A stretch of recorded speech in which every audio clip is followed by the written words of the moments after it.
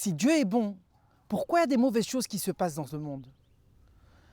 Apparemment, Dieu, Akadosh Baruch Hu, il veut que de notre bien, c'est vrai. Donc si c'est comme ça, pourquoi Akadosh Baruch Hu me fait que des fois j'aurai des galères, j'aurai des mauvaises choses, j'aurai des choses qu'apparemment je ne suis pas content, je ne suis pas heureux. Donc pourquoi? Pour répondre sur cette question-là, on va voir notre paracha. Notre paracha de cette semaine, c'est paracha de Vaïra. La paracha continue l'histoire de Avraham Avinu, qu'à l'âge de 99 ans, Akadosh Baruch Hu, il a donné la mitzvah de faire la Brit Mila.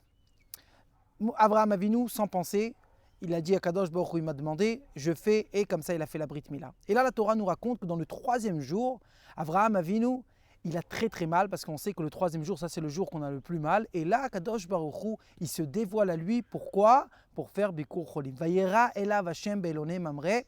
Et là, Kadosh Baruch Hu, il se dévoile. Nos sages nous demandent apparemment, la mitzvah de Bikur Cholim, c'est pas que le troisième jour. Pourquoi Dieu il attend que le troisième jour pour venir faire la mitzvah de faire Bikur Cholim? Apparemment, il devait faire ça beaucoup avant. Premier jour, le deuxième jour, pourquoi attend que le troisième jour? Donc le rabbi il répond une réponse magnifique. Il dit comme ça.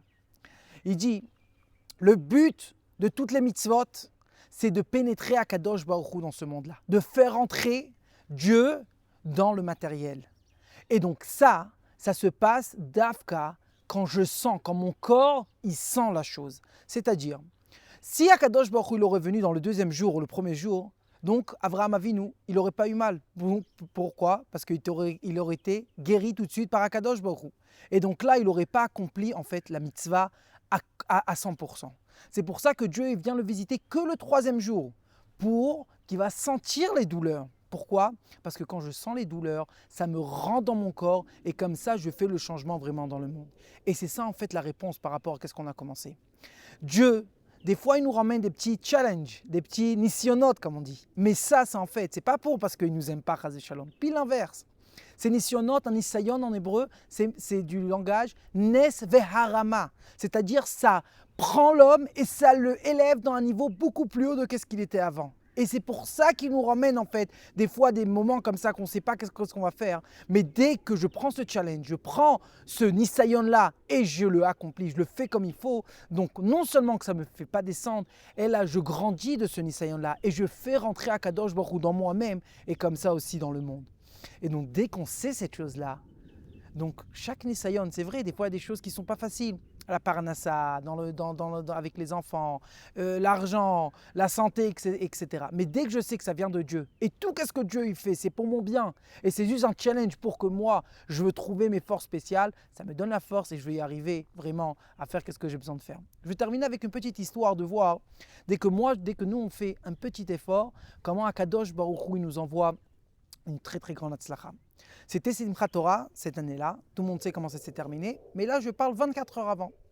C'est un enfant qui habite à Beitar Illit, il s'appelle Yair, son père, il l'appelle en plein milieu de Sukkot, et il dit Yair, je sais que tu n'es pas religieux, parce que Yair il a quitté la religion, il est parti à Tel Aviv, il vit là-bas, mais je veux que Simchat Torah tu vas faire chez moi à la maison pour kiffer ensemble, danser ensemble, etc. Yair il dit papa je peux pas. Il y a un grand festival qui se passe à Otef-Haza, juste à côté d'Haza. C'est un truc du monde entier on arrive, ça s'appelle le Nova. J'attends ça déjà des mois, je peux pas enlever. Alors le papa de Yair il a dit regarde écoute, j'ai beaucoup envie que tu vas venir, tu vas faire Simchat Torah. Tu dis que tu as envie de danser, tu as envie de dire l'Echaim, il n'y a pas de problème. On sait que chaque chose qu'il y a dans le mauvais, il y a aussi dans le bien. Il y a ici Simchul Chabad à côté. Là-bas, ils savent dire l'Echaim. Simchat Torah, c'est la vraie Simcha. C'est vrai que nous, on n'est pas Chabad. Mais vas-y là-bas, tu vas te faire ton kiff. Donc, Yair, il dit regarde, écoute, papa, je devais partir avec encore 2 amis. S'ils sont prêts à venir, je suis d'accord. Je m'évatère sur cette messiba, sur le festival, et j'y arrive. Il appelle quelques heures plus tard, il dit papa, regarde, un, il a dit oui, l'autre, il a dit non. Donc, quand même, je viens de faire Kiboudorim, je reste. Et vraiment, il est venu avec son ami.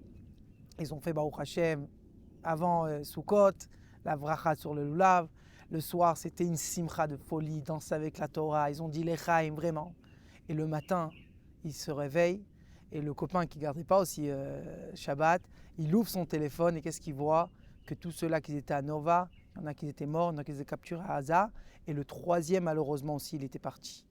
Et grâce à ça qu'eux ils sont partis pour faire Simchat Torah à Beitar Elit, de faire ça chez son père et garder, ils étaient sauvés et Baruch Hashem, tout s'est bien passé. Donc on voit, quand moi je fais un petit effort, Akadosh Baruch Hu m'envoie que des bonnes choses. Mais ça nous demande à nous de faire le travail. Et quand nous on va faire, Bezrat Hashem, ça va faire emmener Mashiach tout de suite. Shabbat Shalom.